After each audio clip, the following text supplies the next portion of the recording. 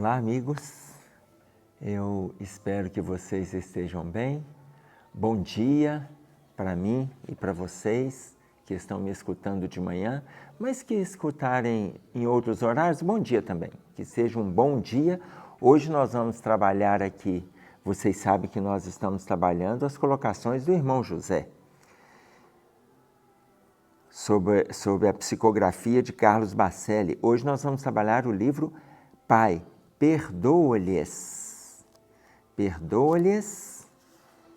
E o capítulo se chama, o capítulo 67, ele se chama Começo de Karma. Começo de Karma. Por aqui é interessante a gente começar a avaliar pelo título, porque quando a gente fala em começo de karma, a gente avalia as nossas dores. Por que que a gente está sofrendo? Mas eu fui lá na palavra karma. Karma, ela vem do sânscrito. Sânscrito era uma língua indiana. Então veja, ele coloca para nós karma com K. E ao colocar karma com K, não muda em relação à pronúncia. Não muda a pronúncia. Karma, que é igual a karma. Quando ele traz para nós que karma e karma é igual, ele está colocando para a gente que karma é uma lei. Karma é uma lei. Nós poderíamos pensar, embora eles fazem a colocação na pesquisa, eles fazem a colocação que é uma lei relacionada ao movimento de conservação, a gente entende também que ela está na doutrina espírita, ela está dentro da lei de causa e efeito, ou seja, a lei de ação e reação. Então, o karma são aquelas coisas que a gente passa por aquilo que a gente plantou lá atrás. Dentro do nosso plantio, nós temos uma colheita. Essa colheita pode ser atenuada? Pode. Com certeza que ela pode ser atenuada. Dependendo do quê? Dependendo daquilo que a gente faz nas nossas relações. Então, eu posso atenuar dificuldades, eu posso atenuar sofrimentos, eu posso atenuar transtornos, isso tudo eu posso atenuar. Dependendo do que eu estiver fazendo hoje. Mas isso não significa que eu estarei livre. Eu não me libero, mas eu atenuo. Eu atenuo. Por que que eu estou atenuando? Porque o meu processo de crescimento, de melhora, de reflexão, de produção, esse processo, ele está sendo diferenciado. Então, se eu assumir situações danosas no passado, a partir do momento que eu assumo situações destrutivas, eu estou construindo um karma que vai trazer para mim, dentro do movimento da lei, vai trazer para mim situações mais exigentes. Situações que vão me constranger a determinados movimentos de dor. Por quê? Porque foi a dor que eu provoquei. Ah, mas hoje eu já estou sofrendo. Exatamente. Mas se você tiver, ainda que sofra, se você estiver envolvido com situações produtivas, com situações atenuantes, você consegue aliviar essa extensão da dor. Ok? Aliás, o Evangelho segundo o Espiritismo deixa isso muito claro para nós no capítulo 5, Bem-aventurados aflitos, no item 12, motivos de resignação. Então, o que que ele coloca para nós ali? O que a gente tem de comprometimento com a providência divina, o que a gente tem, está sendo atenuado. A dor que a gente vive hoje, olha bem a colocação que está no Evangelho.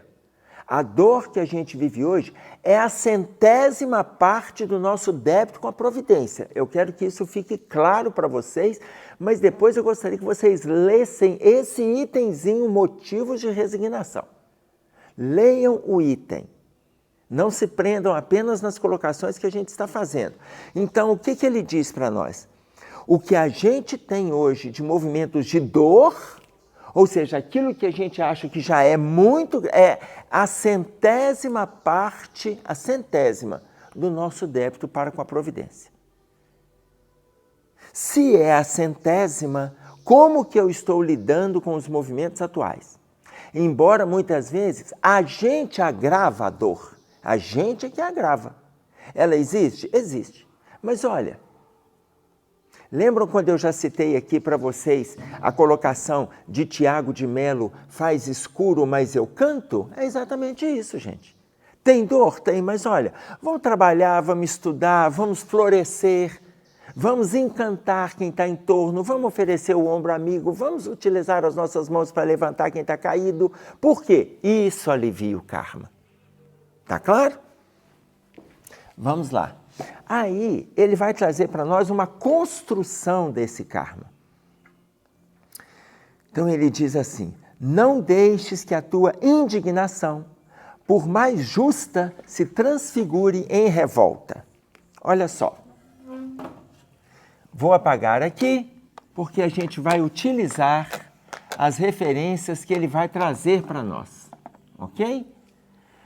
Não deixes que a tua indignação, por mais justa, se transfigure em revolta. Não deixes, vou colocar aqui, indignação.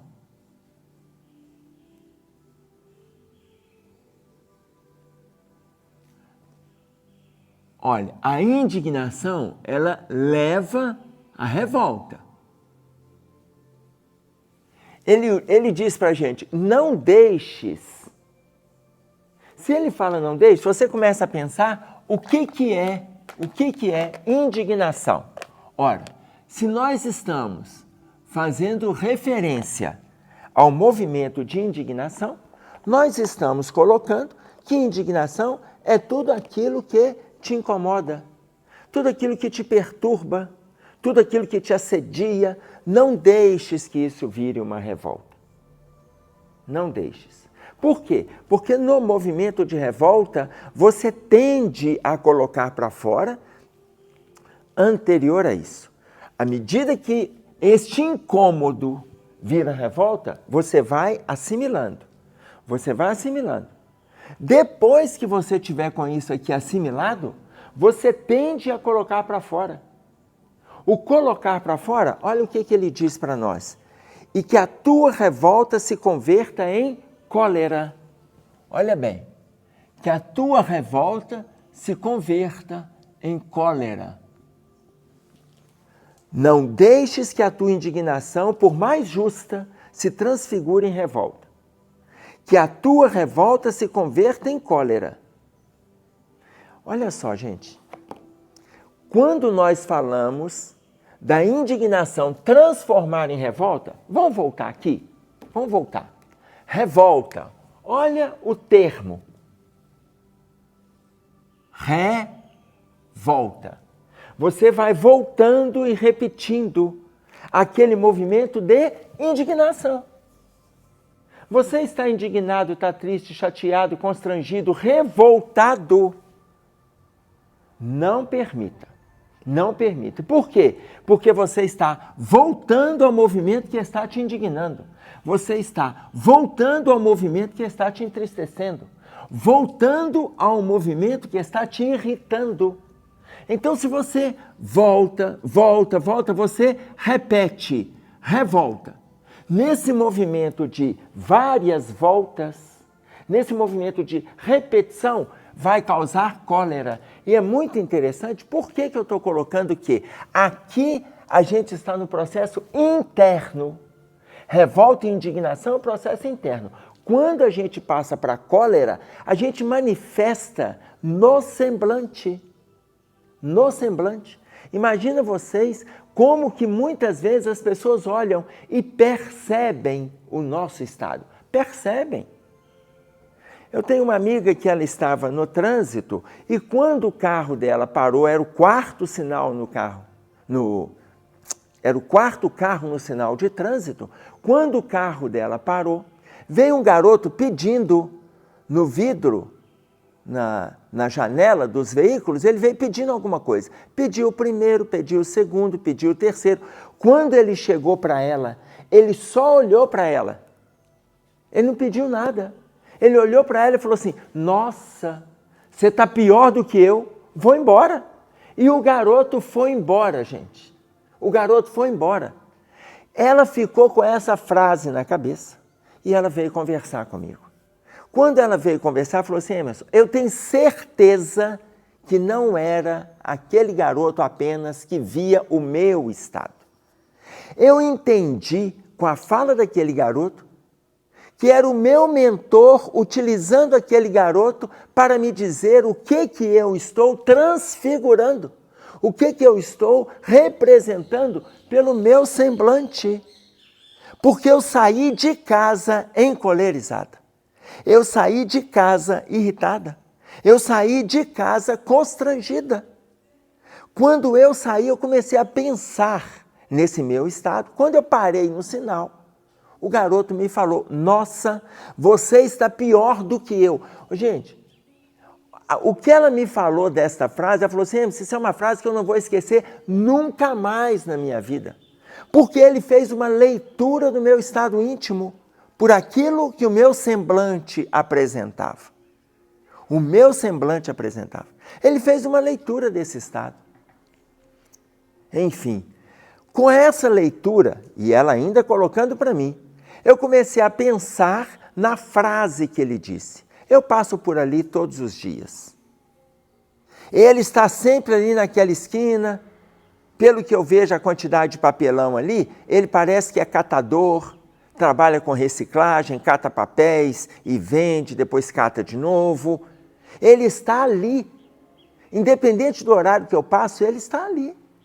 Provavelmente ele não tem a casa que eu tenho. Provavelmente não se envolve com a religião que eu envolvo. Não tem um carro como eu tenho. Eu sou espírita, eu tenho conhecimento, mas naquele momento eu apresentava no meu semblante o meu estado. Ele olha e fala: você está pior do que eu.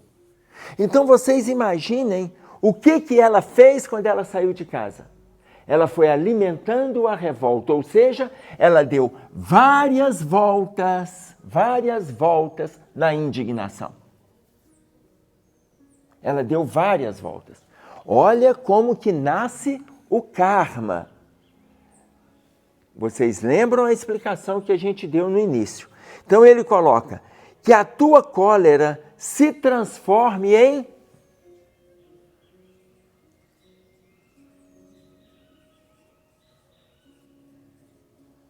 violência. Olha a fala dele, vamos repetir.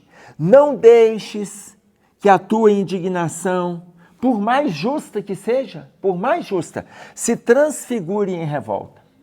Não deixes que a tua revolta se transforme em cólera. Não deixes que a cólera se transforme em violência. Não deixes. Ora, quando ele coloca a cólera se transformando em violência, e aí a gente vê que a construção do karma, ela começa em pequenos detalhes. Pequenos detalhes. Então, imagine, quando a cólera se transforma em violência, coisas banais pessoas têm cometido grandes atrocidades na humanidade. Grandes atrocidades nas relações, grandes atrocidades no envolvimento com o outro, mas principalmente no envolvimento consigo. Lembram da construção do tema? Construção do karma. A gente faz a violência, mas não é só para terceiro. E a violência que a gente comete para conosco mesmo? E a violência leva para a gente, aí ele diz aqui, e a violência se descambe para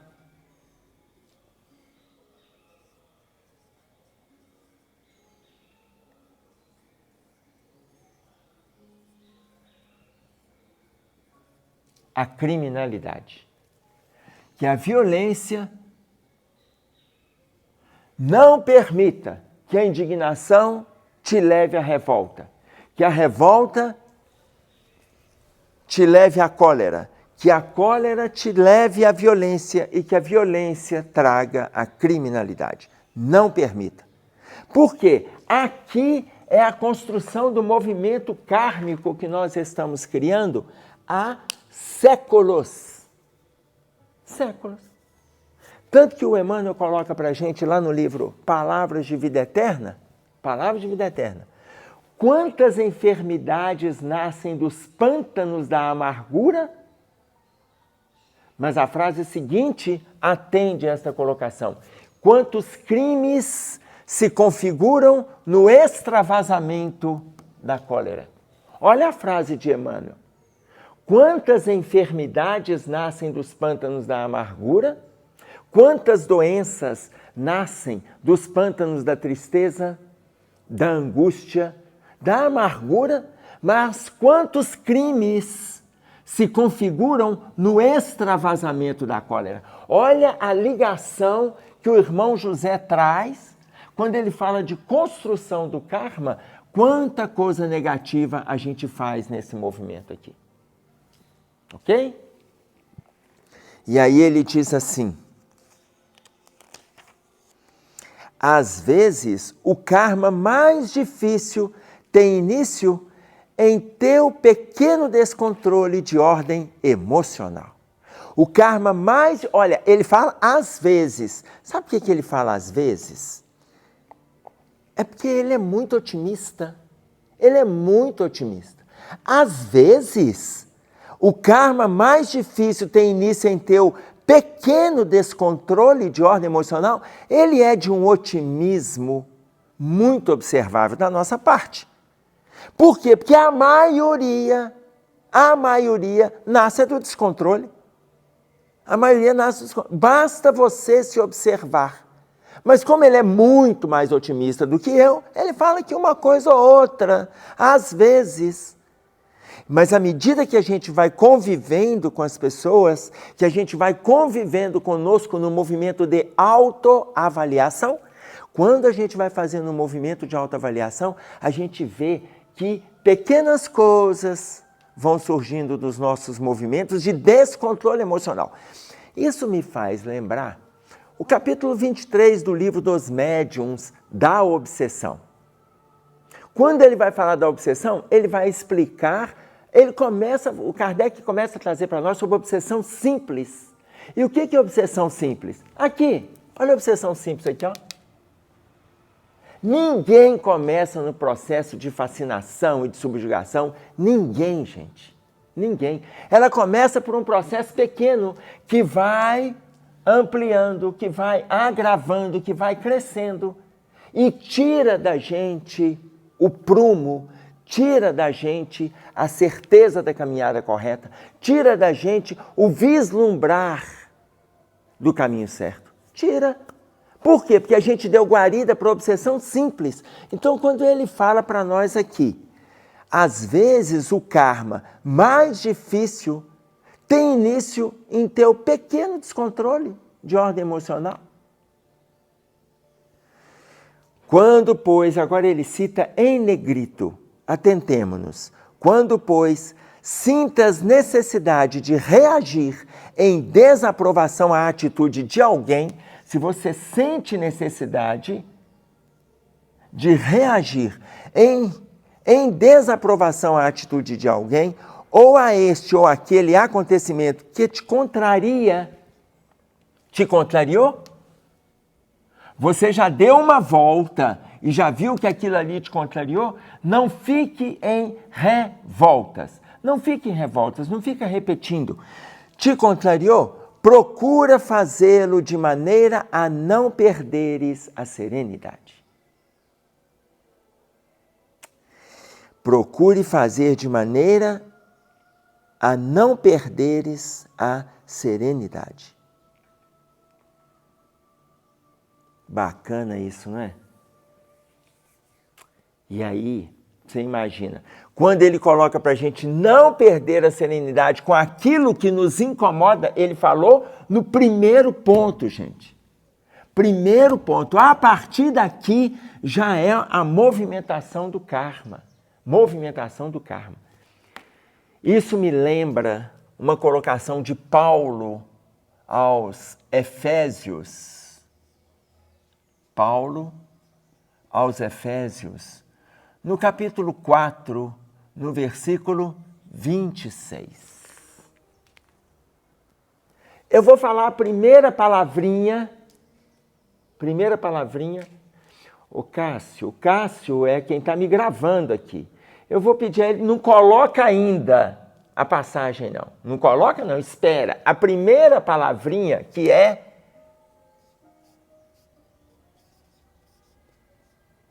irai-vos. Irai-vos. Vocês notaram que aqui é a construção do karma, de vermelho. Irai-vos já está de preto. Porque eu estou falando do irai-vos, a gente pode se prender na cor, mas a gente pode se prender no estado íntimo da criatura que dá vazão para a ira. E o que ele coloca para nós? Irai-vos, está aqui, ó, capítulo 4. Você pode ficar irado. Não tem problema não.